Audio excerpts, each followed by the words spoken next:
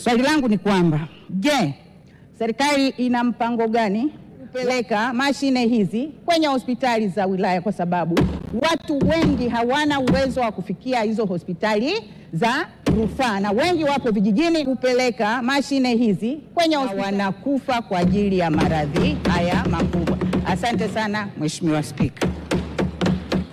Mheshimiwa Naibu Waziri, majibu. Mheshimiwa Spika, kwanza nimpongeze mama yetu kwa swali zuri lenye umakini wa hali ya juu. Mimi niseme tu kwamba serikali inafanya hivyo, ndio maana sasa hivi sio tu kwamba tunajitahidi kuhakikisha kwamba ule upimaji wa awali na kutambua kuanzia ngazi ya zahanati mpaka taifa unafanyika, lakini pia umeona kuna madaktari wanaoitwa madaktari wa Dr. Samia Suluhu Hassan. Urahisi wa maisha.